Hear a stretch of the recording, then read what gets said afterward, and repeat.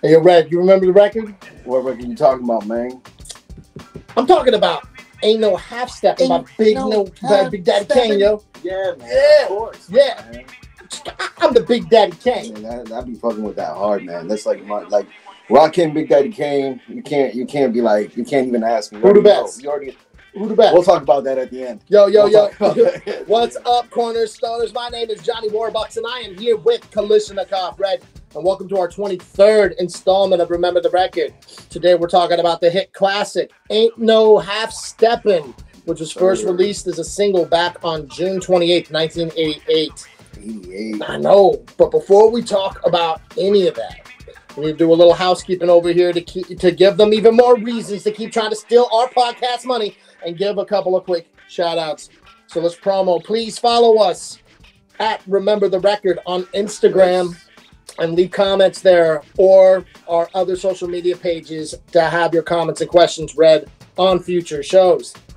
Follow Remember the Record podcast on your favorite streaming platform. We actually need to see more followers, comments, ratings, and reviews on all of those platforms. So please do so if you haven't already and like this content and want to see or hear more of it. Follow the Rappers Corner podcast on YouTube, Facebook, Instagram, X, TikTok. All right, and be sure, if you haven't already, to check out the latest episode of the Rappers Corner. The most recent one that we have put out was Fink's Fatal. Yep. All right, Yep. And we had an awesome conversation with him, Anna, Dreamcatchers Inc. Really, really dope show. Just to give them a little, because last episode we were talking about maybe doing meeting up with Rusty Jugs and Rockness Monster. And but they never showed up. So we were gonna do the next. Rappers Corner. Yeah, we have all these podcasts, Rappers Corner on them, but they never showed up. So right now we have some other cats that we're talking to, and we're gonna get them back to them soon for you guys. But yeah, that's just how it is, man. The show business, the world is what it is. By the time you hear this, you may or may not hear the Dopamine episode for the Rappers Corner exclusive interview between Dopamine and Sir Puff a lot. Yes, all right, sir. Shout out to Sir Puff. And of course, yeah, we are still in communication with Rusty Jux and Rockness Monster to do a interview style episode for the Rappers Corner, and that may still be in the books. So just be ready to check out for that. For Remember the Record, the last episode we put out was Eric B. and Rakim's Paid in Full. It is a really dope conversation. It's a dope show. Man, yeah. Got a lot of positive feedback. If you have not heard it yet, please go back and check out And then Eric B. and Rakim. Go back to Ice Cube. Yeah, that Ice Cube episode, This Is How We Do It. Yeah, it's a little controversial, It is what Yeah. it is. You gotta put it out there for the people, man. And then, so as far as the Count Fifth thing goes, Count Fifth, we were going to go to a record release party, hot local. That was what we're gonna do. The Northern Rusty VA producer and DJ, and he had a record release party. The night that it happened, there was this torrential downpour. Yeah. And so Rusty was shot. on his way, Yeah, but he flipped back as soon as he heard power went out. But at the end of the day, we had a good time with all those heads. Count Fifth, Shout out to Impulse, Gravy, all those heads, man. And I got you on those beats, Gravy. I'm working on a full. But for reals, I love getting down with the fam, man. Man, they be down as homies, man. It's always cool to get together in the community. Gotta make that hip hop live. And I met this new cat. His name is Chris, also. So he's a cool cat, man. Yeah, man. Networking and the heads, man. That's what's up. That day before we went out to the session, I went over to Sir Puff's house and listened to a stream of beats by a cat. I think Ramses. Yeah, Ramses, right? And had a really dope freestyle session with him and Rez the Resonator. We've had a good time over there as well. Yeah, so you probably see clips of freestyles and stuff. And I mean, it's you should have been there, but I was like, I couldn't, Yeah. We were gonna link up at the Count Fifth thing afterwards, but so it was a nice little session. There's a couple of things to look forward to, little snippets that you'll see up on the websites and everything. We didn't leave you empty-handed. So we were gonna be talking about Ain't No Half Steppin' by Big Daddy Kane. What I wanted to do is give a couple of shout outs. We asked our community online to speak on it. Oh yeah, we got a bunch of comments. We got a couple of nice ones out here. And I thank you guys for engaging. This is what we do. We love engaging back. So go ahead with that. So we're gonna start off from my Johnny Warbucks Instagram account, Big Percy J. He said it's simple and plain. It's got a good beat and you can dance to it. I give it a 10. Yeah, man. Rock him, man. It is what it is. Big Daddy Kane, Big Daddy Kane. Big Daddy Kane, my bad. See, which one's better? It's all they blend, baby. Yes, but he's right, man. I mean, this record beat is catchy. It's something that was definitely in the clubs back in the day.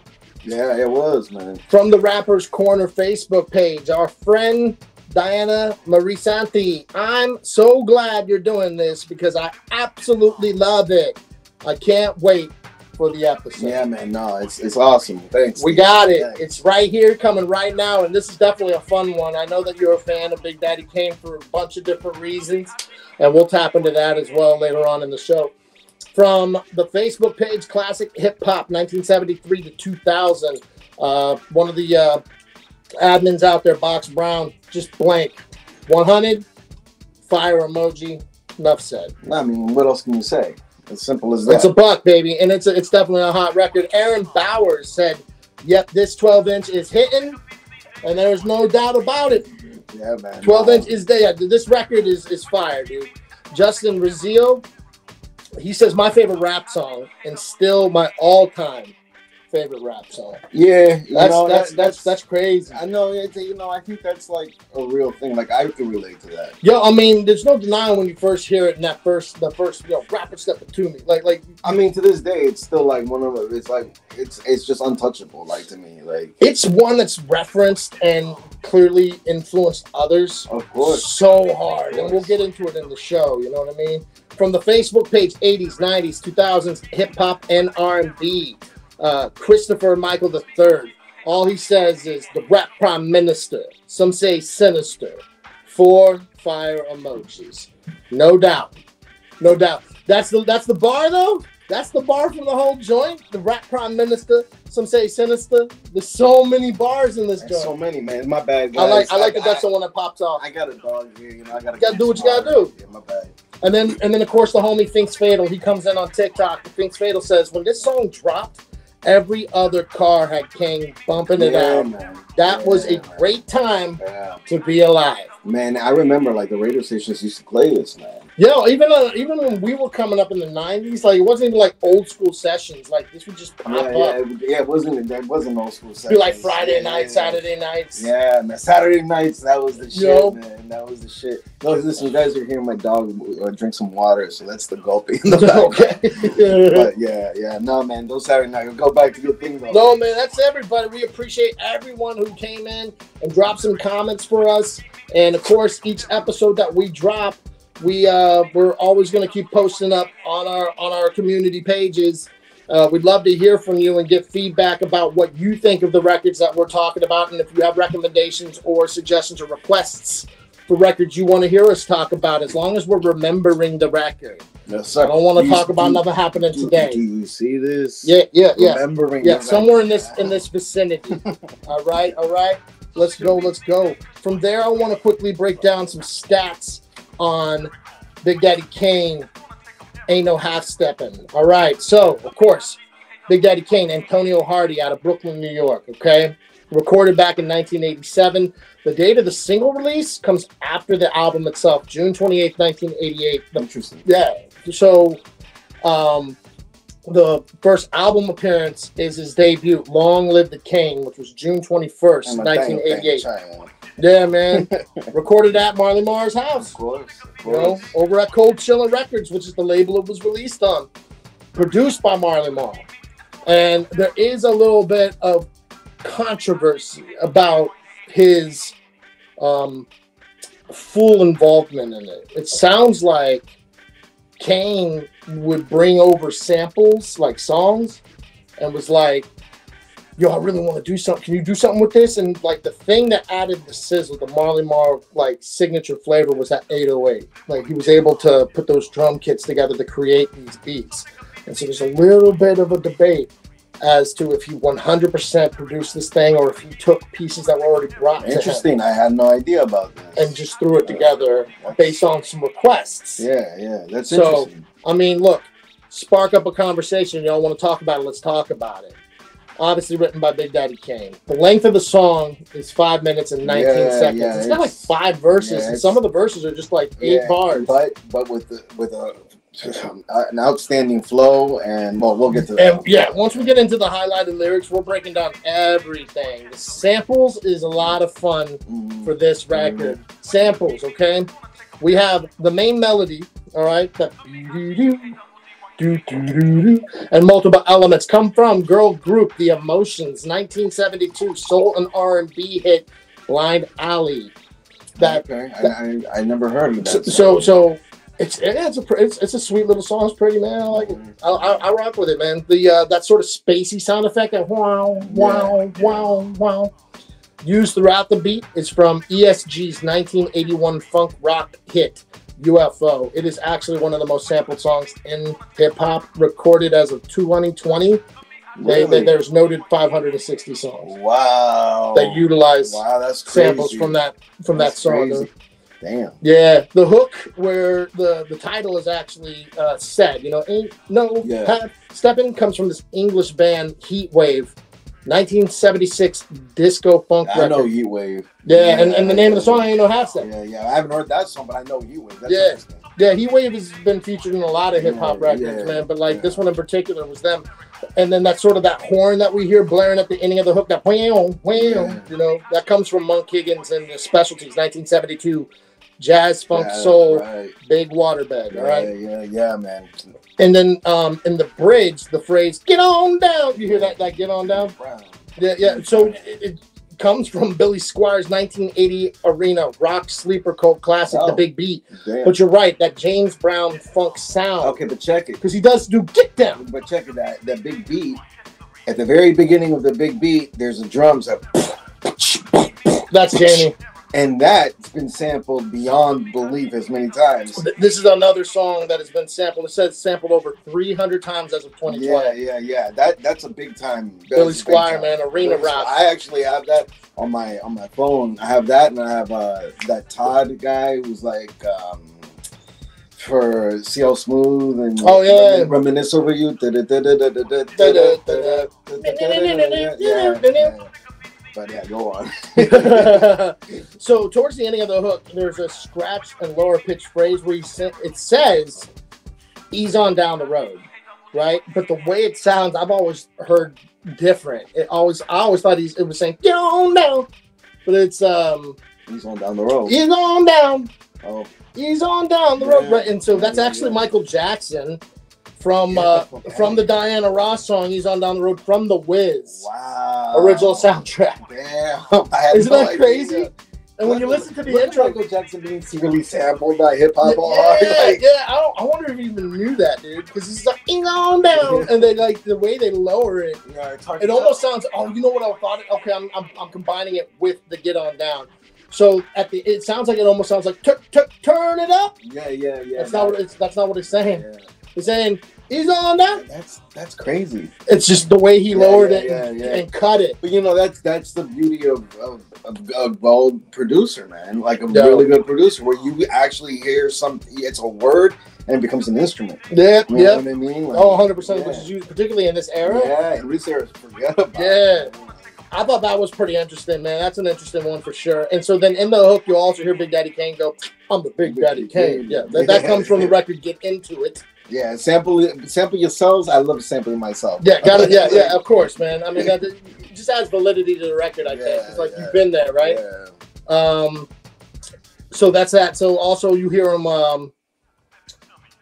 So when you hear that, when Kane says that, "Play like Roy Rogers and slow down," right. So he's actually referencing the jingle that was used by Roy Rogers. Yeah, in the at the time trendy commercials for Roy Rogers, the popular fast food chicken restaurant, which is named after the famous King of Cowboys entertainer. He's like an artist, musician, an actual cowboy. Like a movie star. Yeah, he's a movie star and a singer and everything. But like, movie star with a big car, people fall like Escobar. Yeah. When Kane says, Word to the mother. Yeah, that's the best. Of course, he's referencing his own word to the motherland. But this is also back in the '80s, man. It was a common Afrocentric phrase used in early '80s hip hop. Man, I miss that Afrocentric phase of like it's like little like 5%er is. It's even before that. Even it was just. I mean, they were 5%ers, but like going back to like Queen Latifah and all those. All that Afrocentric shit. Man, but like, and so what I like about, but I think this is obviously an interesting phrase in hip hop because it was used a lot in early '80s. I think the very first time people ever hear it is probably like LL Cool J on "I'm Bad" or something like that, right? But obviously it was meant as a stamp of authenticity and truth. Like when I say "word to the mother," I'm referring. Word to the motherland, Africa. Like word is like born from them back in the day. I'm telling you. Facts here right now, but the phrase was later corrupted by Vanilla Ice and changed word to your mother. Word to your mother, and word to your mother meaning is basically the same thing, but he's stripping away the Afrocentricity. See, there's more controversy here, man. And it's always obviously using the mother as the source of the original authenticity. I mean, like word to my own mother, right? But word to your mother is both. That validity, but it's also like that disappeal too. Because it can be used as a slant. Like when people are like, I swear to God, I mean, I'm like, I swear on your mother, I'm gonna kill you. Right? It's interesting because like House of Pain's like word to moms. I came to drop bombs. It's interesting because like there's these regional like slangs that a lot of people may or may not understand. Like I went out with a girl from the West, and like I would say, I bet. Oh yeah, and what do you mean by what what do you Because like we be using like luncheon. Yeah, we be using like stuff like what do you mean luncheon? Ladies? Like what is that? What does any of that mean? Wiggy. That should be our name. Yeah. So certifications. What's interesting here is that the album itself went gold, right? No RIAA notes on the single itself at all. On the charts, it was number 53 on U.S. Billboard Hot Black Singles. 53. Number 53 on Hot Black Singles. So it didn't show up on rap charts because it didn't exist until the following year. So the very next year, which is how he ends up getting certified gold by the RIAA. But right before it didn't exist yet. Album was number 116 on U.S. Peculiar. Like we're in that era where this stuff is starting to track, but they weren't really tracking it. And of course, like instead of having a hip hop R&B section, it's just the black singles. The black section. Kind of. It's kind of crazy, dude. It's crazy. It didn't take like David Bowie to be like, you guys got to have black people on MTV. Yeah. Like, I'm not doing any more like interviews, man. That's what it was. I think Fresh Prince, like they didn't go to the Grammys because they weren't like. See, man, this is the time we came from. So like, it was just starting to finally shift. Yeah, man. It's a different time, different world, man. I swear, man. Album was number 116 U.S. Billboard Top 200, and then number 5 on number 5 U.S. Top R&B and Hip Hop albums. Once that was put into place. And so the other side note, ESG. So those are the guys who did the UFO song. That sample, they didn't receive royalties for that sample for over 20 years after the fact, and they even referenced it in their 1992 EP. They titled "Sample Credits Don't Pay Our Bills." That was the name of the EP. They eventually get paid, man. But but doesn't Ain't No Half Steppin', or is it Raw where he's all like, without us, you would have been a has-been. That's got to be Raw, dude. That's not on that. Don't have Steppin'. Yeah. But he's right though. I mean, a lot of these artists, like, they don't get their second win until hip hop artists. And we talked about this. We talked about this with the Rakim. Because that's us too. Like, yeah. I mean, that's just how it is. We study, man. I mean, the artists that we're talking about on these samples, just this week, we're getting plays, at least from us. In preparation up for the song for the episode. You know what I'm saying? That's how it is. And hopefully after this show, heads go and they dig deep in, they go check out UFO and see what's up with that. Hopefully that's what we accomplish. I mean, you know, that's what we do, man. So we encompass all the hip hop social media, sons of bitches. The song and the album show up on countless top 50, 25, 10 hip hop songs of all time lists from reputable entities all over, and is referenced by many popular artists as a direct influence. Kool Moe Dee, he actually describes him as one of the most imitated MCs ever in the game. Well, I mean, I started off a song where I'm like, rap it, slip it to me. Yeah. You know, like, it is what it is. And it's not I'm not, it's just because that song in particular is about hip hop and going back to giving props. You're doing an homage. Yeah, but that song in particular. But when we're also talking about imitation, right? It's beyond. Oh, yeah. It's the dude. You know what I'm saying? Like that whole compound rhyme pattern thing. And we'll go into more specific artists later. But yeah, definitely. Any of those artists doing the multi-syllabic rhyme pattern. This is his father. This is Daddy. This is the father. Big Daddy Kane is the daddy. Yeah, this is the father of my rap style. Yeah, my rap. It's birthed from Big Daddy Kane. 100%. No, it is. My favorite artist when I was coming up, birthed. I mean, let's get to that point because I could just go on just. Oh no, let's talk about it, man. It's time, man. All right, well, I was just saying, it's like Big Daddy Kane. So, the question is, Can Big Daddy Kane, right? That's the all-time question, all-time. You know, the two gods, two titans were like fucking smashing their way through everything and making it, for at least in the hip hop community, the hip hop world, number ones left and right? So I always had this question. Anytime I had my friends, MC friends, anybody in the community, I'd pose this question. I still couldn't answer it. You see what I'm saying? I can't be like Rakim is better than Kane. Kane is better than Rakim. I think they're both good in their own ways. If you listen to Rakim speaks on like him flowing in like jazz, like he's got that melody of like my melody, right? He's got like he's got that the way he flows, right? And then Big Daddy Kane, as a person that like is my mother language is Spanish, so Spanish is a very like needle point, like los vamos a la casa, you know what I mean? That's the needle point. When Americans speak Spanish, they're like caro, gracias. So they elongate the word. So when I hear Big Daddy Kane, where it's like, and it's like, like for me, that's such a, it's a gift, right? And it's such a like commonality that in my language that I hear that's like some needle point, right? Yeah. So the next to the man. So the next to the man. So the next to the man. Yeah. And so when you hear this as a Latin guy, you're like, okay, like I can really hear how punctual he is on his timing. So Rakim on the other hand, he's more technical. He's slower. He's more technical. He's more relaxed. So they're both two different worlds, but I love them both equally. I can't decide which one's which.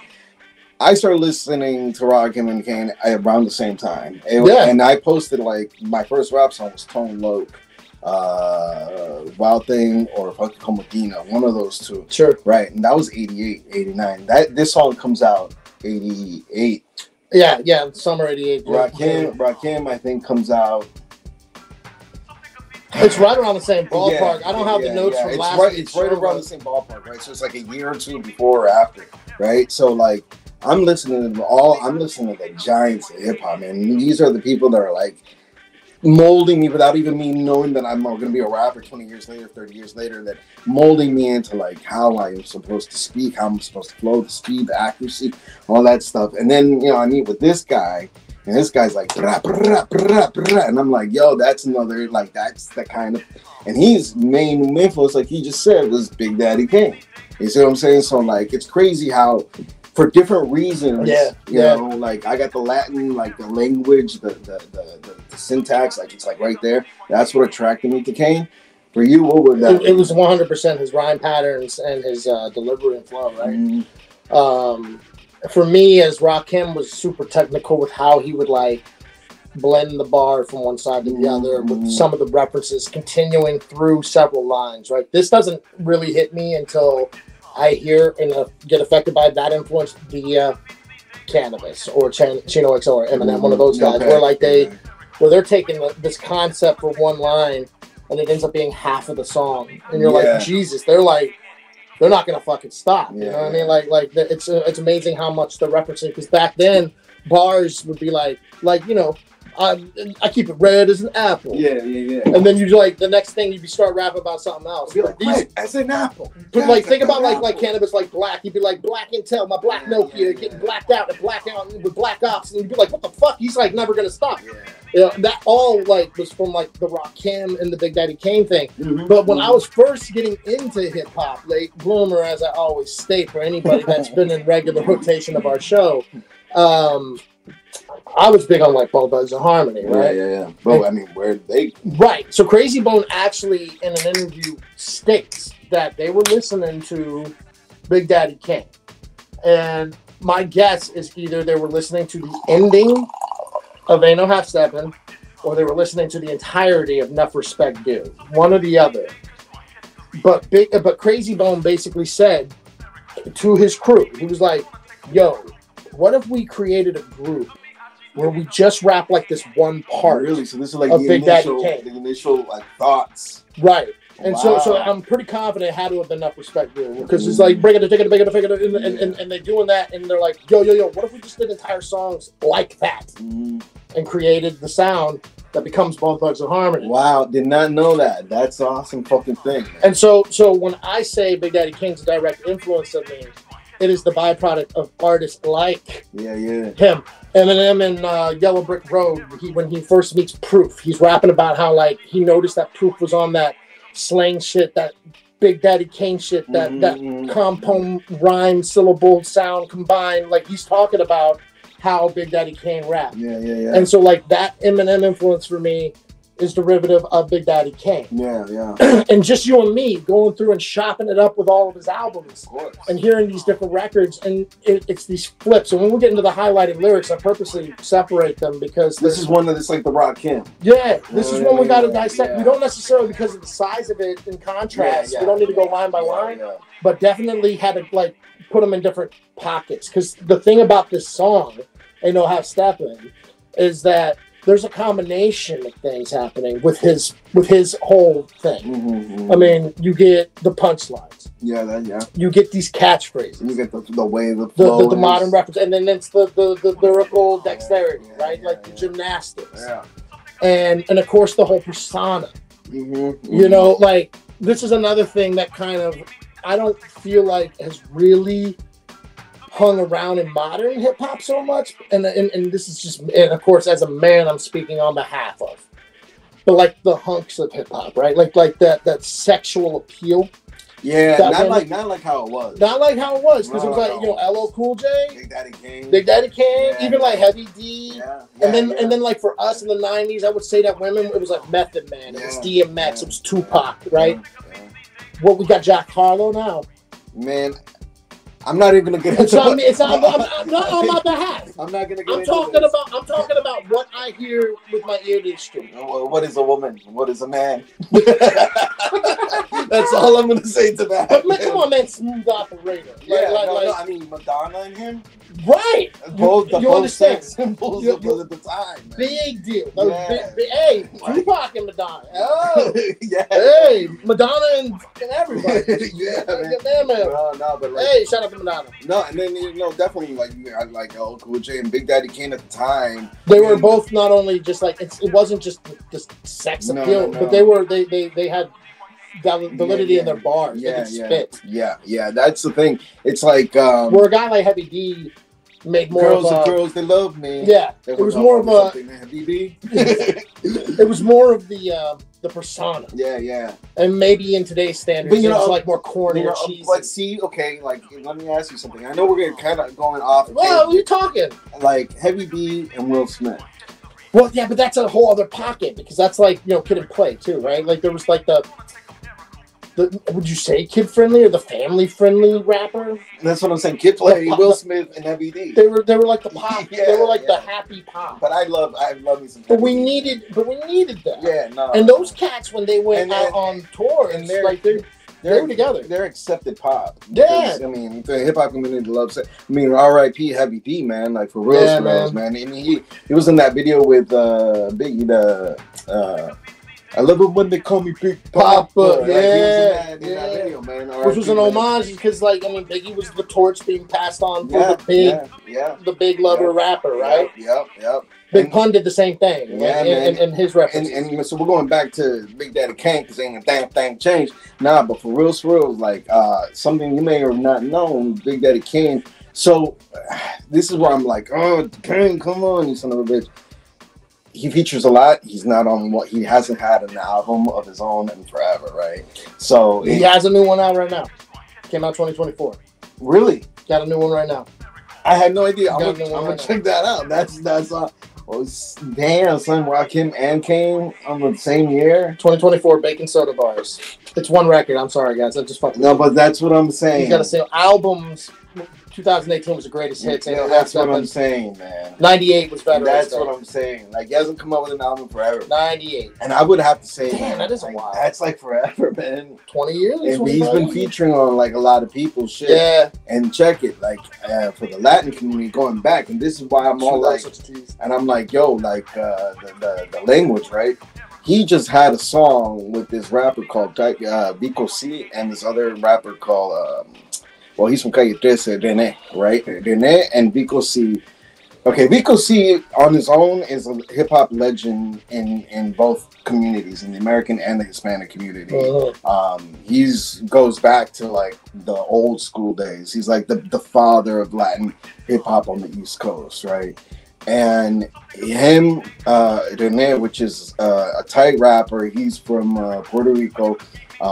He's very conscious, on the conscious tip, and you know he's like revolutionary, but he's like very conscious. And Kane just did a song, both of them in Spanish, him in English. But man, and the beat harkens back to that old school, like that. That's once you hear the sound, you see the breakers, you see like all that because they're like, yo, Big Daddy Kane is that guy. We even recognize him outside of the hip hop American United States community as that guy. That man. I mean, and look, he's got this persona too where he's like Mr. Pimp, and I'm like, that's the thing. And I'm like, yeah, that's cool and all, man, but like for me, you're beyond Mr. Pimp, man. And that's what I was talking about with the whole like hunks of hip hop thing. Like for real, like the dude had that sexual dripped persona, but the dude was a spitter. Yeah, man. Yeah. The guy he was a bona fide writer. And I don't know if you remember, man. I don't know if you that show that we listened to, that podcast. Yeah. As a matter of fact, I was getting ready to bring that up because he in one of the interviews that he did in that show, he's talking about having a rap in front of Aretha Franklin. Yeah. Aretha Franklin. like the legend of Motown. Like that's heavy. Aretha Franklin, and for her to like and be like, yo, this is amazing, and for her not even to listen to rap, yo, man, that's such a such an honor. God damn. He also brought up a really great point in that show about how a lot of cats try to do hip hop Mount Rushmore. Yeah. And he was like, look, there is hip hop Mount Rushmore. That's the founding fathers. And so there has to be specific people for the founding fathers. You don't say the Mount Rushmore is just my 4 favorite people. Yeah, no. He said he likes to act that closer to Mount Olympus. And these are the gods and the titans of hip hop where you can branch out. But if you're talking about Mount Rushmore, that's the founding fathers. So that's where, like, if you're talking about hip hop Mount Rushmore, he's got a point. It has to be Herc, Grandmaster Flash. It has to be Kaz, and Curtis Blow. Yeah, and that's it, really, straight up and down like that. That would be the Mount Rushmore. Yeah, man. But everything else would be the Olympian titans and gods, and that opens those pillars up. And then DJ Cool Herc, man, mad props to you, man. Glad to have met you. Glad to have experienced that whole hip hop thing, man. With oh my God. Yeah, man. But this goes back to another episode. But yeah, so I want to talk a little bit about the music video too. Did you get a chance to revisit the music video recently? Yeah. So Kane, first off, it's directed by Lionel C. Martin, who we previously mentioned on our episode of Tupac with Dear Mama.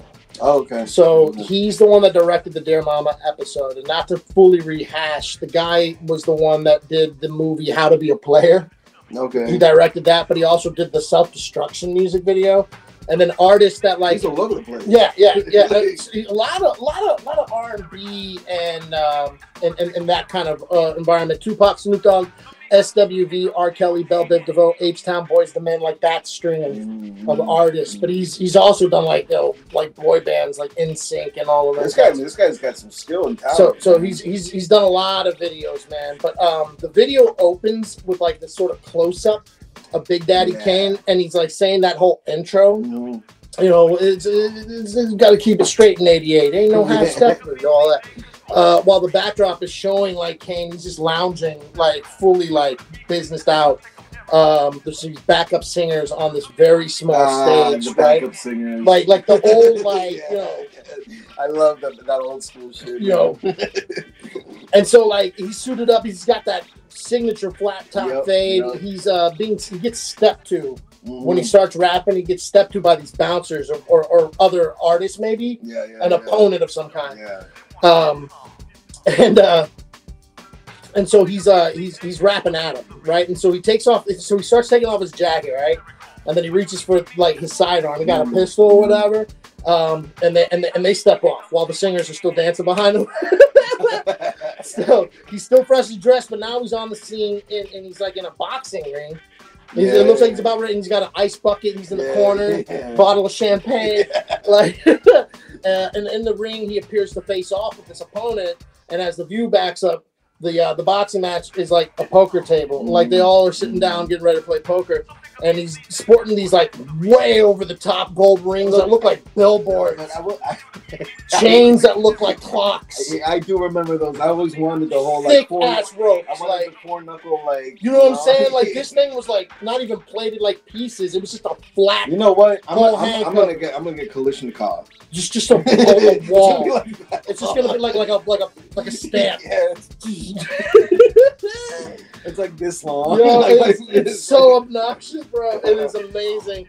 I love it, man. So he's got the gigantic, and the chains. So you see him performing on the lounge stage in the flashy. Now he's got a flashy tracksuit. It's just so he, like the director, this video is so everywhere. Yeah, but it's also. I mean, there's a theme to it. Like it's all competition.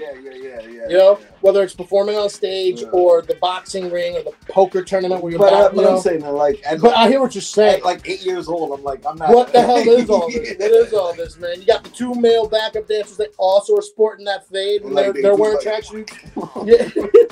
The ring girls are walking by to show what round it is in the ring while the game of poker. Ladies. So he's now on this New York balcony. He's drinking champagne. There's this lady with a black dress lace, like young, fresh, and he's just rapping with her. Now we're training on the punching bag. You know, and what I love about this thing is like that's when he's like, oh yes, a test, a best, a mess, a mess, Johan, man. So good. Like these are punches, baby. Back at the table, he's getting kissed by the girls sitting around the table. I love that it's like boxing girls, boxing. Right. Well, and it gets a little more fresh with the women. You get this brief image of this young woman who's working out, and she's like got the Big Daddy Kane branded like shirt. You know what I mean? He's at one point topless, like laying down, getting on massaged by like the same chick. He's very impressed. He's just raw, rugged and raw.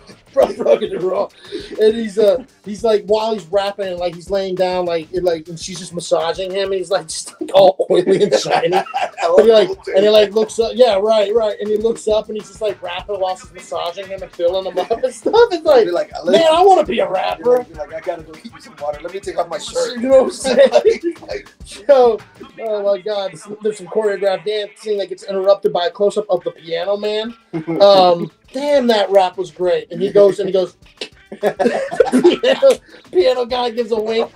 The stakes at the poker table are now getting amped up as the opponent takes off his chains, puts him in the middle of the table. But then Kane goes like this. You don't even see the hand being played. Just takes the chains. Just took that. Just wins. Kane wins the match. Stands up like a boxing champ as the opponent is literally carried off by his friends. Like he got his ass kicked. And then the video ends with the opponent passing Kane while he's sitting in this chair with the boxing robe and the heavyweight belt. And then there's all these, like, he's just being rubbed on by all these ladies. And this one dude's next to him. It's like, yeah! And he gets a high five. And that's how the video is. Yo, it is amazing. Hey, man, it's the time of Rocky. Yo, I know. So, I know, it makes sense. Like, it's just so good. I think like LL Cool J in the oh yeah, I'm gonna knock you out. Mama said knock you out. That was the time of Rocky too, man. Rocky had a big and 3-6 Mafia like later in the other Rocky. Use the samples and all that. No, use the samples and then came out with a song called "It's a Fight." Oh yeah, for the Rocky. Yeah. So Rocky's been in the hip hop thing. Since the 70s. Let's go Slap. I'm feeling kind of punchy right now. Punchlining because of Big Daddy Kane. Nah, man, Big Daddy Kane, man, he's just like, dude, what an image though, man. Like the whole persona. And he's kept it. The whole time. And the thing is too, like we went to go see him. And he's still chopping it up. He's up there in years, man, but he's still like, what is it, like 57, 60, something like that? It can't be 50. I said 57. No, it can't even be 57. He's got to be like in the 60s. Like, but anyways, like he's like, you know, dancing around like he's in his 20s and shit. And I know, man. That's the thing. Same with Chubb Rock. I gotta give them both. Yo, all of them, Money Love, too. All of them. They just spit. The Kid and Play Cats. They just spit with so much energy. I'm just like, yo, and I'm like, over he's here, born in '68, bro. That's what I'm saying, man. The man's 55. That's what I'm 55. He's 55. Can't be 55. He's born in '68. Wait. No, September 10th. 3 days. Do the math. 3 days before my daughter. I don't even know the math, but he's 55. 1968 here. No, because Ice-T so Ice-T is older than he is. 1968, being 56, man. Ice-T is then like older than he is. I guess, man. Ice-T is like in his I'm out of here. He's spry. He's spry for a 50, man. But at the same time, 1958. Yeah. Ice-T is 66. Ice-T's old school, man, and he's doing metal. And wasn't Ice-T like he's doing metal, man? Yo, wasn't Ice-T after Big Daddy Kane? Yeah, that's crazy. Well, yeah. Because Ice-T mentions Big Daddy Kane as a direct influence as well in an interview. Yeah, but Ice-T like also was around the Africa Bambaataa time. That's true. That's true. So I don't know. The math is weird there, but at the end of the day, going back to Big Daddy Kane. Yeah, on the show, man, the dude is able to like. He even says it like he's like, people say I'm old. Yeah, I'm getting old. Still don't got it. Right, and then you hear like the song. Like, drop it, go, but I still got it, and just started going, dog. I say with Chubb Rock, man, that was an awesome show. Amazing show. If you guys get a chance to, and sad to say though, you guys, if you get a chance to see Big Daddy Kane, see him now. See him right now, bro. Right now, man, because time's short and time's quick, man. And you know that's when we went to go see Kool Herc. We saw how time affects people, man. And Herc was a tough one. Yeah, and we still, I really enjoyed that moment. We still got to experience that, which is amazing. But it's like Kool Herc ain't 20 years old. Yeah, you know what I mean? Yeah. So no, the Big Daddy Kane, man, I got to put him up there with everybody like that. I mean, him and Rakim. It's just that time. A lot of people, they're like, well, Run DMC, well, Slick Rick, well, a bunch of other people. But like, even from that time, even to this time, I gotta say, like, I'm willing to put up. If you take Prime Kane and put him up against people right now, I think that Kane could eat these guys. You know that there was a song, Prince Paul. In that, where he had like an album where it was like a movie sort of. So good. One day we're gonna dissect that. Yeah, and Big Daddy Kane's in that as featured, and he's like Blackula, right? Like that, the Return of the Blackula or something, or Macula or Blackula, something like that. Yeah. And he's doing the Playboy thing. Yeah, and that's the one thing that I will say. I think that's what got him Madonna. I think that's what got him this whole sex thing. He's got a really distinct voice. It's deep. It's like a Barry White, but it's also like butter. Yeah, it's like a Barry. It's not real smooth. He's real smooth. Not raspy. Not grinding but at all. It's. I think one of the very clean. He's baritone like a motherfucker. Like, but I think it has to be one of those voices where you're like, okay, you hear it, like there is no other voice like that. Like there are a lot of rappers I'm like, oh, is this that or is this? You know what I mean? But Kane is like, I mean, just take away his skill. His voice is like enough to be like unique talent, and by himself on his own like pedestal, man. I wanna talk about some of the bars that he's spitting and Ain't No Half Steppin'. It's amazing how fast we are flying. We can talk about them, these heads forever. So. This is the truth, man. I mean, these cats are cats that we fuck with so hard. But what I want to get into is a couple of little celebration pieces of the song, right? And so first and foremost, like, this is a guy who had punchlines for the time, a lot of like comparison bars, you know, like oh, real quick before you even get started on this, talking about comparison, there's one song when we talked about this another time. It's called Give a Demonstration. And that's just him just taking that, here's a demonstration. Yeah, something do it for the nation, and the entire song. Yeah. And so he does one verse, there's a hook, and he comes back, another dedication, and he keeps it going, and he does it for all three verses. You know, and I'm not gonna. You're like, when's he gonna like start repeating himself? Right, and that's the thing. When you do something like that, like you don't really you gotta. You think like, well, since I'm just doing simple bars. Call it apples, lasso, that, like all of a sudden you're like, uh-oh. So I'm not gonna spit the whole thing, but just a direct like from demonstration. I did mine. I was like, ready for war, who wants more? Come on, time to settle scores, it's on you walls, all no. It's that all like sound. Yeah. You know what I mean? And like I definitely got something in a pocket in one of my old books where I purposely was like, I'm gonna try that Big Daddy Kane. See, that's what I'm saying. You know, test me. Yeah. Test my pen. It directly goes direct line to Big Daddy Kane. That's how big of an influence. What, 40, 30 years down the road?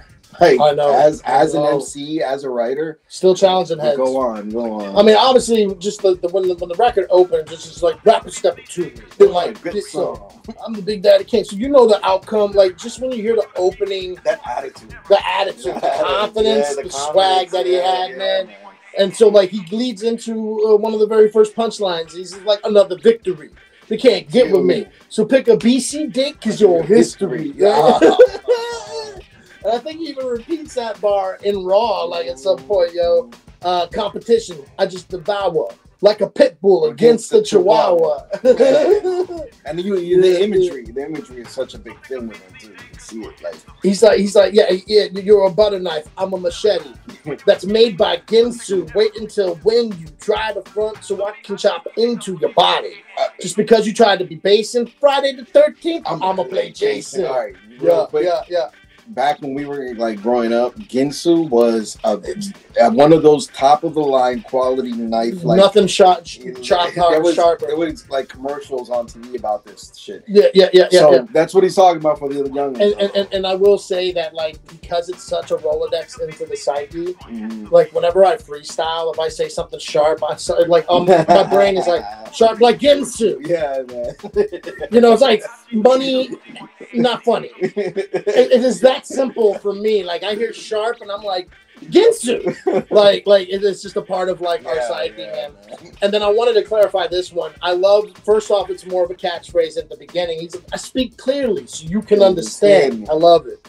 Put words together like letter, man. Yeah. So I think a lot of heads hear that and immediately are like, David Letterman. No, Letter. Letterman. Yeah, Letterman, who was the PBS children's show, The Electric Company. Yeah. And Letterman was like a dude who would be like, the letter. Yeah, light. And then he took the L and replaced it with this N and it became night. Yeah. Now everyone's trapped in night. And Letterman had to come and save the day and take the N and replace it with the L. See, again, this is what we grew up with. This is our time. So, you know. And then I know I already mentioned it in the samples, but the whole play like Roy Rogers and slow down, which is the commercials. You'd be like, slow down. Yeah. The movie star and all that stuff with all the cowboy stuff, and like everyone's like in the farm, like getting ready to eat some fried chicken. Like, my shit was Big Boys. Yeah. Oh yeah, dude. Big Boys. Big Boys. Yo, man. Sizzler and Big Boys. Man. Yo, man. What do you know about Big Boys? That's hilarious. That's bro. my jam. We were like what? We were like 7, 8, 9. KFC. Nah. Popeyes. Nah, can't. Big Boys. Bojangle. No, I never heard of BoJack. Yo, that's Southern though, man. That's a fan from the South. I'm from the North. Yeah, North, down North. South, down South. You know what I'm saying? They're like Westwood, North. I'm from the North. Okay. Now we got our catchphrases. Big Daddy Kane. I'm different, so don't compare me to another, cause they can't hang. Word to your mother. And when my pen hits the paper, oh shit. You think I'm losing it? Picture that. Like, he liked to tisk people. Yeah, man. And he liked to tisk the whole thing. It's like, word to your mother. I know, dog. And we're doing the B-Boy stance right now, if you can't see it. So, look, check it out. So, and then for the stuff that I gravitated to, and I'm like, dude, this dude is so nasty, is the lyrical dexterity. And there's 3 parts in this song where he just snaps. The best, I guess, suggest the rest should fetch, don't mess or test your highness. Unless you just address with best finesse and bless the pebbergraphs. I manifest. Rap breaking the sinister. Shit. Minister. Yo, dog. Man. He starts off the next one. I appear right here and scared and dare a mere musketeer that would dare to compare. Put him in the rear back there where he can't see clear. Get a bit idea and then stare. Yeah. Even my dog got yo, it slapped, bro. Like, and people are doing this now, just multi-syllabic, you know, like all of these like lyricists. This is what they're like comparing it to. Yeah. And then the last one, I'll let it go, but like he ends the whole record, and he's just like, I'll just break them and bake them and break them and take them and mold them and bake them, hold up the peace sign. Yeah, man. That ending. Man, that's what you don't see in hip hop nowadays, man. Even from like good people, like really good people, you just don't see that anymore. Where it finishes and you're like, Jesus! Like, look, I mean, I'm not gonna name names, but heads that are like that we like, that are our standard and meet our standard, they don't end like nobody ends like that. Where it's just such a spaz, and you're just like, holy Moses, did you hear what he just play that shit back? And it's like I always like I try to end my songs with something where it's like what? Or even if it's just like an emphasis on word like yeah, or like I'm a killer, you know, but not like I'm a killer and then it ends like the verse, you know. I know, he literally like just hey, in peace. Yeah. Assalamu alaikum, brother, and then you just walk away from the and you hear the thing just go yeah. It just dipped. That's just so good. That's this song, like Rakim's Paid in Full, like and like the other one by Big Daddy Kane. They're like the most perfect songs. They're so good. I mean, yeah, you're right. It's a flawless record. Yeah, it's perfect. Like there is no. The references are dated, sure, because that's what happens. Yo, what up, G? But at the same time, man, the dude just had like bar for bar, line by line. The beat itself is so catchy. That hook keeps coming in, and you just want to rap along with it, sing along with it. Ain't no half 7. I'm the Big Daddy Kane. Like, dude, it's so good. Yeah, it's everything from the high pitch contrast on the hook to his voice. Yeah, I like that. That's also like that's why I say it's good contrast. From a producer's point of view, from a producer's standpoint, musically. That's great, like sample, great, like song production, same composition, everything. And then Big Daddy Kane, man, I think he's like the most perfect one on that song. Like I've heard people try to remake with that beat, but nah, it's like Big Daddy Kane is the one on that song. I agree. Same with Rakim, the one on that song. Like that's why again, these people to me are untouchable in the rap game. I don't care how they get, I don't care how long ago they did shit. Like I don't care if I don't fit into today's community. Those heads are my god, my rap gods, man. Like, and that's just it. That's just it. And I'm not disavowing like people before them, but even the people before. This was when it was peaking. Out of its like its body, you know, it was stuck in one spot. Yeah. And now it's evolved to this. Yeah, because now you hear it, and it takes this to our 90s. Because Big Daddy Kane evolved rap, like the actual rap, like words, verbalage, you know, all that stuff. Rakim, he also like evolved the way rap was, because back then it was I'm the king of rock. There is none higher. Like that kind of stuff. You know what I mean? Beastie Boys, like, same thing. Yeah, Beastie Boys and like Curtis Blow and everybody was, and even Grandmaster Flash. And just yesterday, you lost your job. Yeah. Grandmaster Cass too. Like, man, when he's doing Melly Melanin with the message too. Like you when you see that body sway back and forth, like it wasn't complex yet. Now the messages are getting deeper. Yeah. Now we got KRS-One. Yeah. Public Enemy, right? Like that's coming in. Yeah. But like it took Rakim and Big Daddy Kane to really evolve the structure there, because we were heading. Yeah, we were heading, but they opened the doors to like to the structure of the writing style. Yeah, you know what I mean, and that the pen game changed forever. It's crazy how your brain evolves. You know, to that point, you're like, okay, well now, because back then the whole decade was that sound. Now this new decade, it's bum skilly, and it's the thuggish, rockish, and all like the Fushnikas, and then you see all this comes from Big Daddy Kane. Yeah, and you see. If I rule the world, this comes directly from Rakim. So Rakim, Big Daddy Kane, we're gonna drop a couple of those names for sure when we get here into the games, which we need to pop into. We are running out of time. I'm gonna start off with singles only. All right. So aside from the hit single "Ain't No Half Steppin'," what other chart-topping single is your favorite by Big Daddy Kane and why? So he actually has quite a bit of ladder stuff that I haven't really studied like that. But go ahead, man. That's the list right there, dude. It's a big list. It's a healthy list. Yeah, I mean, I don't even want to read all. Okay, so like some of the key ones here, we got. It starts off with "Get Into It." I already found mine. Raw, "Word to the Motherland." We got "Set It Off." Yeah, I already found mine. "I'll Take You There." Wrath King, "Smooth Operator." Get the job done. I'll get the job done. Yeah, I like that one. Work. Ain't No Stopping Us Now, because I Can Do the Right Thing, All of Me with Barry White. It's Hard Being the King. Raw 91, that remake there, Groove With It, The Lover and You. How Do You Record a Deal? I like How You Record a Deal a lot.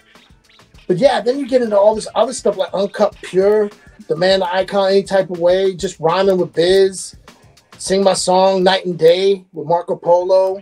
You got Chuck D with Enough. Fly Till I Die with Cool G Rap. Recently, Busta Rhymes and Conway the Machine on Slap. Have y'all heard that record yet? So I've heard a lot of Big Daddy Kane's later albums. Nothing beats his first couple albums. 100%. But if you're stuck on his first couple albums, that's cool. But it would behoove you, make you your own favor to listen to the rest of his shit, because the rest of his shit is very verbal, mature though. But it's still verbal gymnastics. Yeah, like a motherfucker. He doesn't stop that. It is mature, and he talks about, even gives props to Wu-Tang. He's got this song talking about how the people be selling his shit in the street.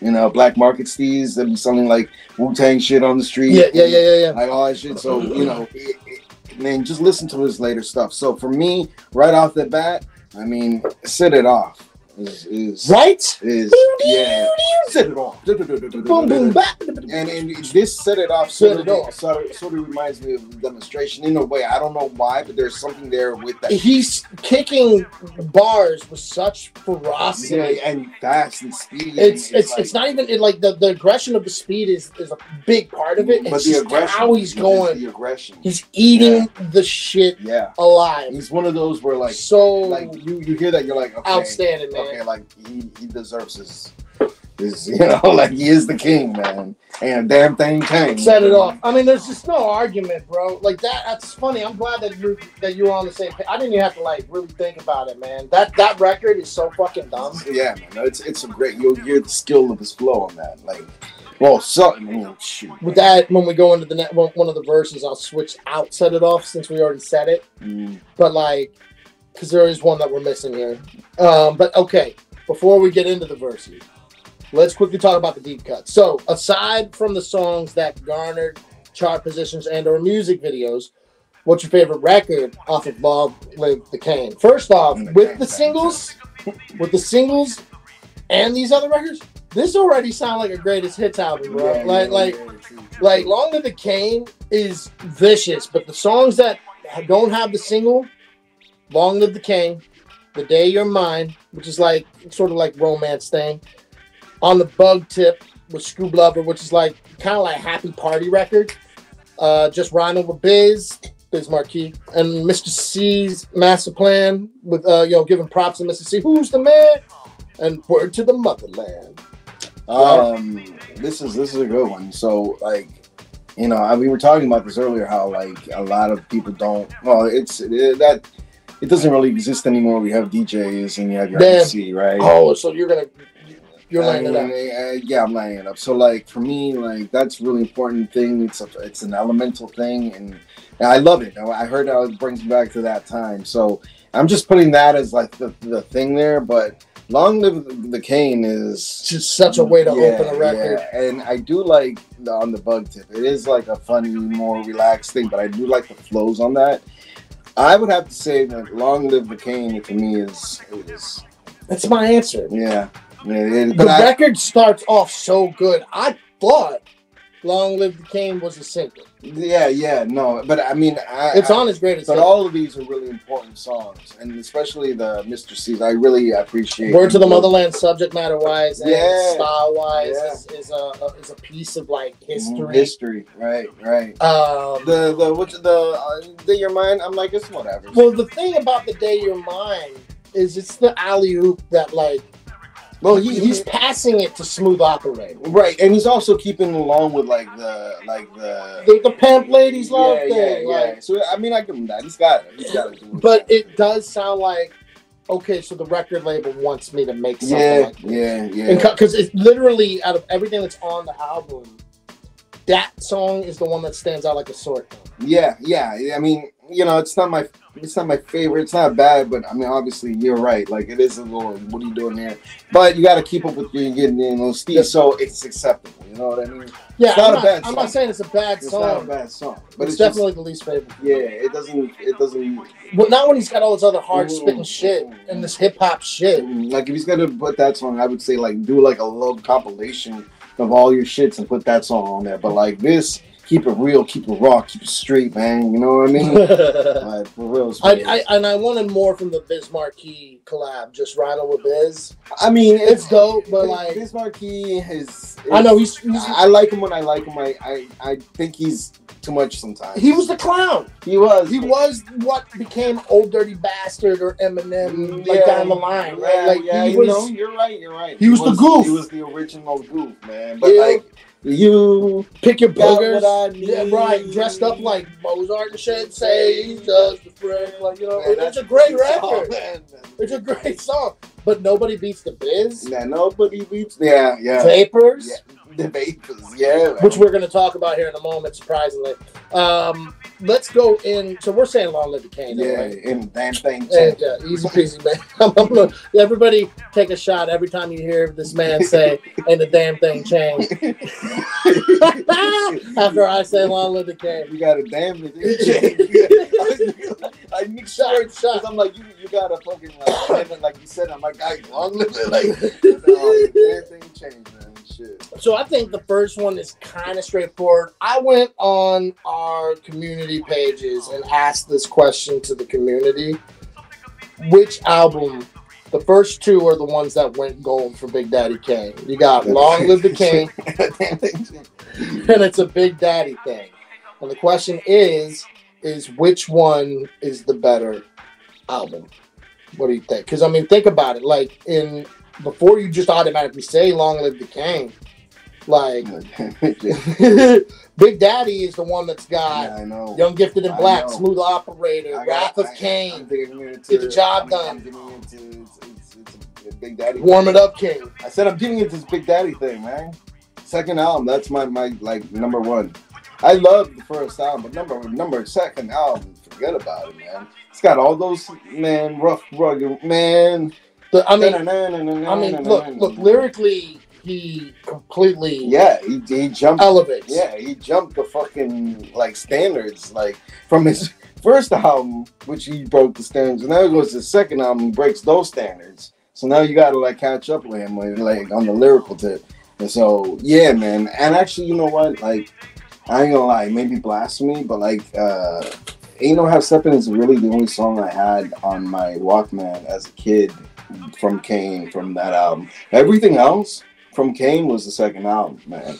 Like, I mean, and then also like the stuff that he did on the Juice soundtrack. Enough Respect was so fucking dumb. You hear that when he's like, when is it Steele that's taking the shower? He's like sitting there taking a shower, and you hear Enough Respect dude coming through the speaker while he's taking a shower, and it's just like that was my first time hearing it. Wait, what movie is? And he's rapping his fucking ass off. But what movie is? There's a guy named Kane. Oh yeah, man. Is it South Central? It's got to be South. Yeah, it's South Central. Is it? It's got to be South Central. Menace. Yeah. Well, there's South Central and Menace to Society. No, Menace to Society, I think it is. It's Menace, because that's the one that I watched. Yeah, Menace. Warm it up, King. Yeah, I'm about to. No, that's Chris. You got me all mixed up with all these fucking podcasts, man. No, seriously, we're doing this awesome, man. Check out all our podcasts, man. We're doing this awesome.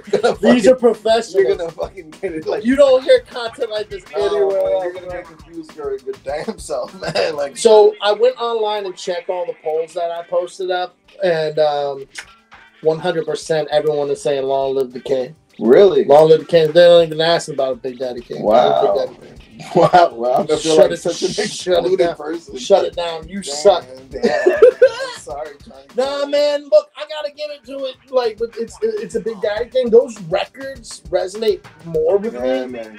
But I listen to the songs from Long Live the Kane, I think, more.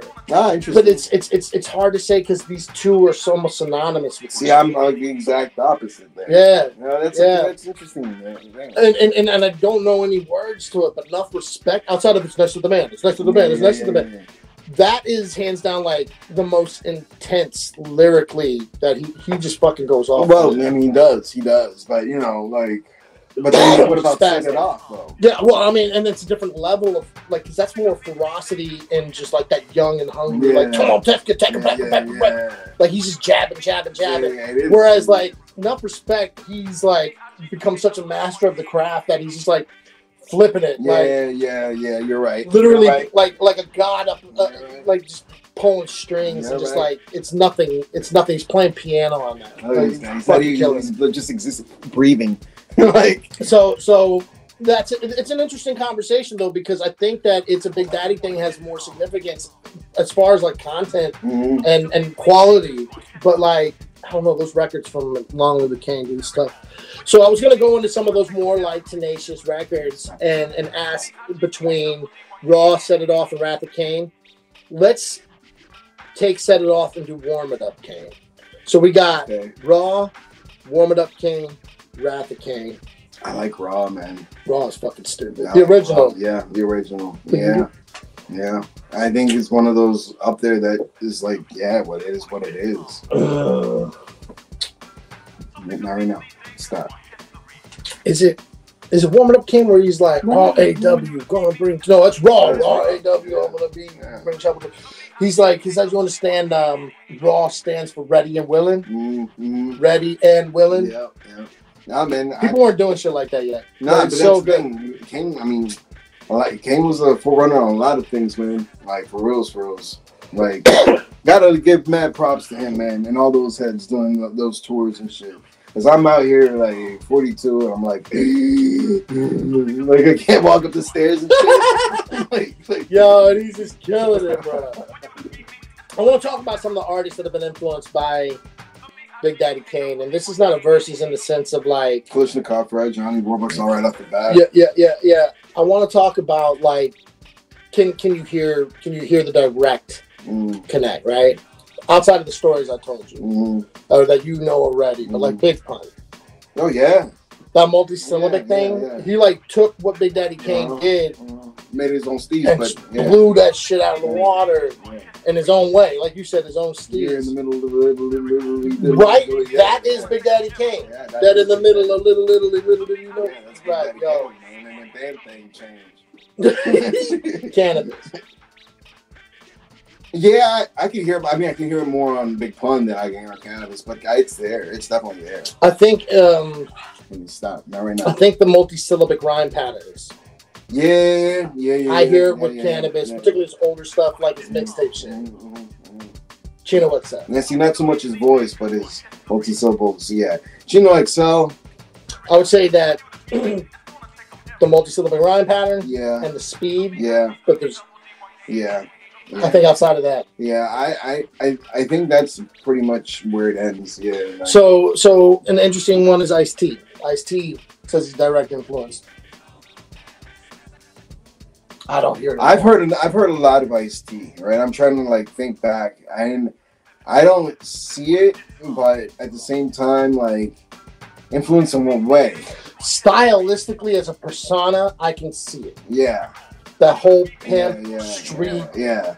But like lyrically and no, I see that I'm a dead man rapping, something capping, like that's Ice-T, like. But that more deeper, serious tone, definitely that whole like kind of player pimp thing. Yeah, definitely. Which you took like to a different place, but like you know what I mean? Because I mean, honestly, I want to say Kane was the first to play a pimp, and then I don't know Too Short. I don't know when Too Short came out, but like on the East Coast, Kane was definitely it.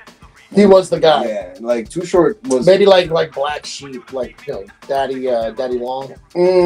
Barely. Nah, I mean he was like Kane, I said, Kane was. I mean, even LL Cool J wasn't Kane. You know what I mean? He was because there was more of that Meth Man level. Yeah.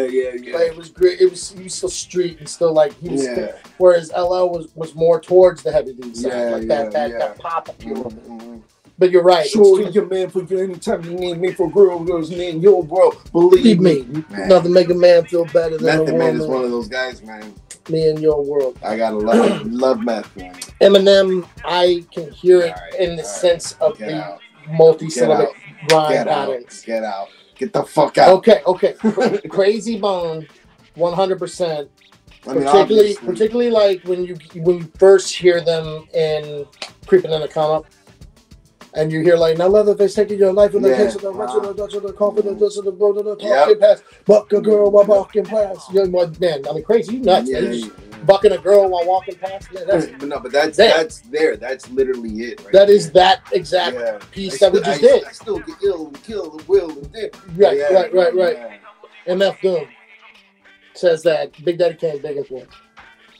You haven't really studied him. No, but even that, like, I don't hear it. The only part is that multi-syllabic rhyme pattern and carrying the bars over to the next part. Okay. I can hear that element as well. Immortal Technique. No, well, yeah, to some degree, yeah. Maybe on things like Destruction. To some degree, I said, not fully. Like, he's gone somewhere else with it. Yeah.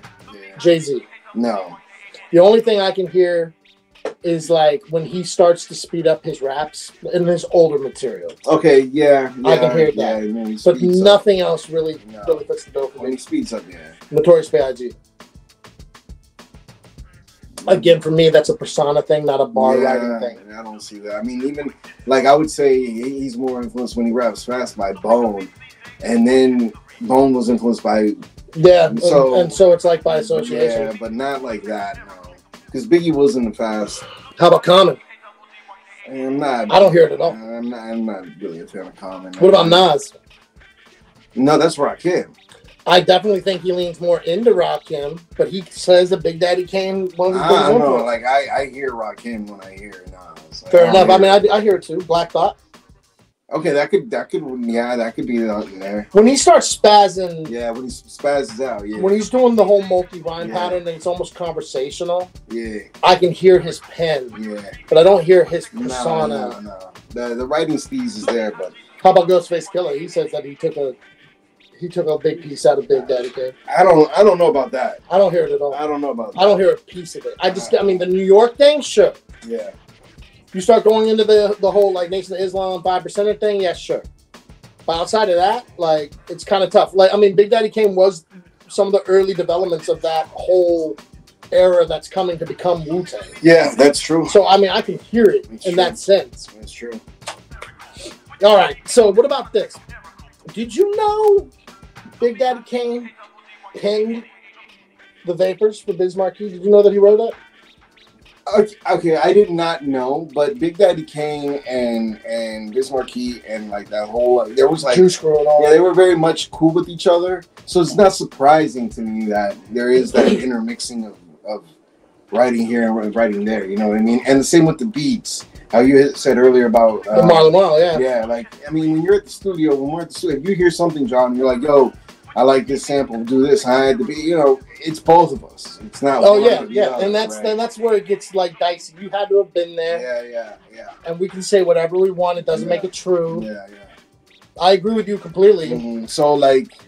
But Special 45 apparently had a big influence in there too. But like Marley Marl was the one that was really doing it. But that's what I'm saying. Like when you have like lyrics interchanging between. 45 King.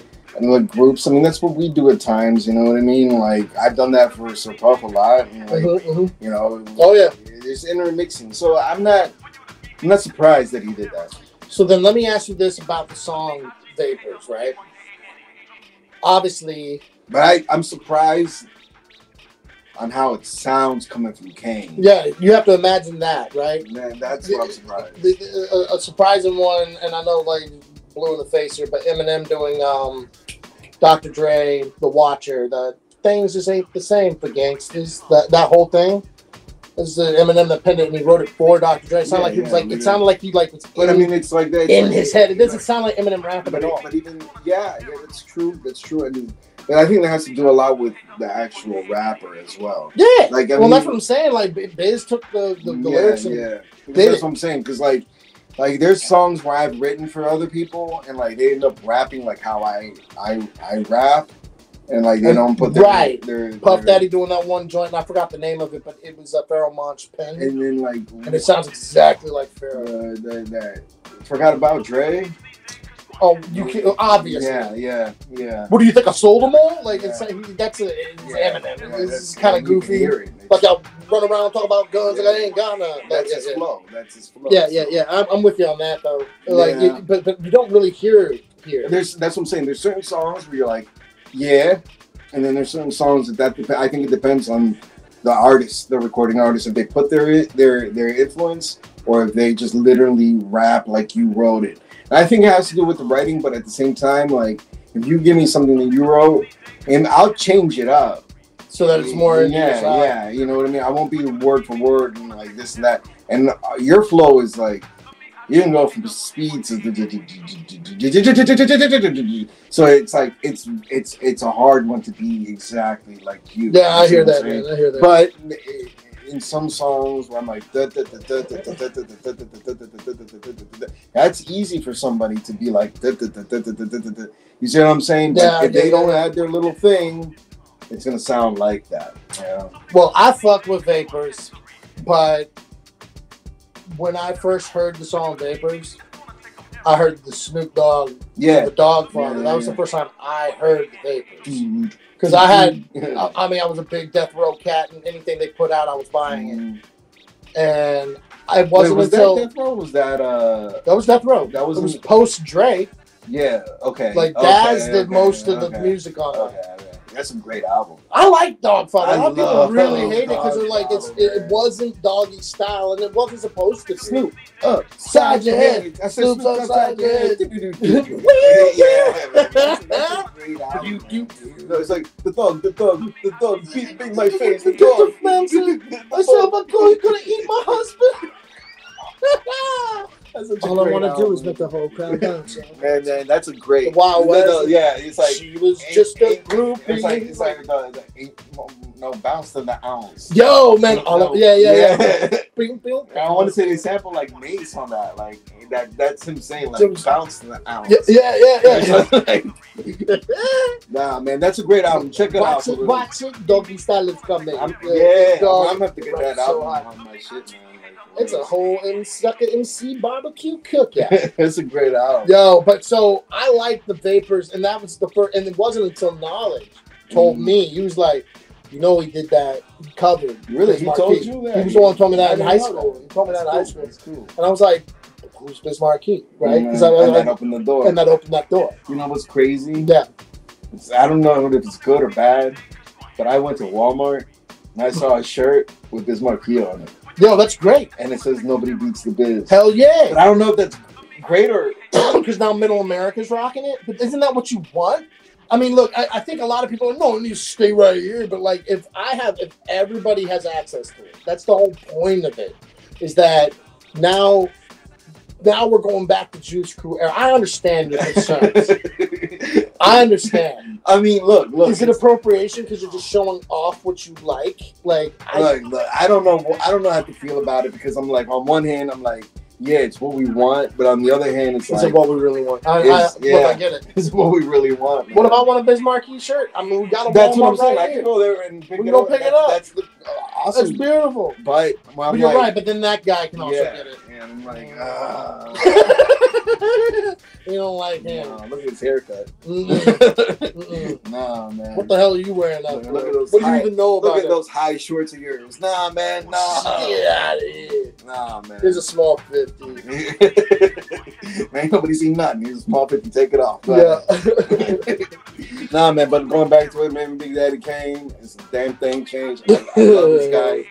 Shout out to Big. As you can see, man, we both love him, you know, so. I mean, it's already an hour 20 in. It's supposed to be an hour-long show. We will not stop talking about Big Daddy Kane. So I'm going to say peace, one love to Big Daddy Kane. Much respect, enough respect due. Ain't no half-stepping, man. Go ahead and give yourself an opportunity to listen to it today if you haven't already. And we look forward to talking about the next one. I think we're going to do our peace outs. Yeah, man, and just one quick thing, man. R.A.P. to anybody that's passed away. You know, Fat Man Scoop just recently passed, man. It's such a sad thing, man. The people. I mean, you know, that's why I'm saying, man. If you get a chance to see Big Daddy Kane today, go see him today. There was another cat that recently passed. It sounded like there was an OD involved, something sad. I heard the prayers to Scarface, man. Scarface was in bad shape at the time of this recording. Yeah, so, you know, I haven't heard nothing if he's out or not. He's one of my favorite rappers. We just recently lost Chino XL. Yeah, we can't lose another head, man. We cannot lose another head, especially the heads that we grew up with. Like, that means I don't want to say lose the heads of today because nobody wants to lose heads. Nobody wants tragedy is tragedy. But, man, when we start losing our heads, it's twofold because we're like it sucks that they died and then we realize we might die. Yeah, we right around. You know what I mean? Same crew. Dun dun dun. Tune in next time. Will we survive? Let the Valkyries, do the next episode? Let the Valkyries take my soul. Mahalo. Nah, man. Yeah. Like, check us out for reals. You know, Rapper's Corner, Remember the Record, Klishnikov Red, Johnny Warbucks, all the projects that we're coming out with. We got different avenues. You know, Johnny Warbucks here is doing his video game stuff with other pods, so we might check him out there. You know, and then you know, definitely check out Klishnikov and yeah, man, we just got to keep this thing going down. We'll keep you up to date with if any events are going down. We gonna go. We ain't gonna go. But man, we gotta keep this alive, man. Hip hop's for reals. Fucking Big Daddy Kane's keeping it alive. Ain't no damn thing changed, so we gotta keep it alive. Bone and Harmony is doing their final tour right now. So if you got a show in your area, cop it now because this is it. This is their last tour. They're over and done with, man. Yeah, man. Train's leaving. Yeah. And next paycheck, I'm gonna try and end up getting two of those things where you hatch out, man. And with that, so our next episode, by the time you hear this, we hopefully have already recorded or will be recording. We're gonna try to do 2 before the end of September because October is the Halloween season. I know we ain't gonna do it. But we already did it. I know we ain't gonna do it. I'm just saying, like. This year Halloween for the weekend. Me and Ghetto Boys are trick-or-treating. Robbing little kids for bags. Yo, I'm gonna say this though. Definitely check out the Ghetto Boys Mind Playing Tricks on me episode. That's a dope episode. Yeah, man. So small. Dude, yeah, we still have the pictures that we were doing back then. Yo, there's some great synergy happening in that episode. That's a really good one to listen to. Yeah. But we're gonna do in October. We're gonna keep it in the theme of that and do more of the Halloween theme-ish, the horrorcore stuff that hip hop has its own subcategory of that we're gonna dap into for October. But for the rest of September, we are not gonna. Well, by the time you hear this, that week is already passed. I'll have posted something online just as a heads up. But we're hoping to get 2 episodes. So we're going to do this episode And hopefully we'll be able to follow up with September. The Message. The Symphony. So do you have anything that you want to speak on? The Message. All right, Grandmaster Flash. A child's born with no state of mind, blind by the ways of mankind. We're going to talk all about it. We're going to talk about the Symphony. Who's the nicer rapper? Was a Master Ace, Gucci Rap? Who did it? Who did it? Good one, man. Yeah, we're gonna be fighting on that one, dog. There's gonna be some fisticuffs. You know it. It's like a Big Daddy Kane video. My machete, No. I see it. He's got the upper hand. All I got is my backpack. I gotta hit him like a woman with a purse. Or any guy with a purse. Look at this guy, correction. PC. Nah, man, woman. Yo, I've been telling you what, butts, bro. This is Commissioner Cop, right? We out here, man. What? I love it.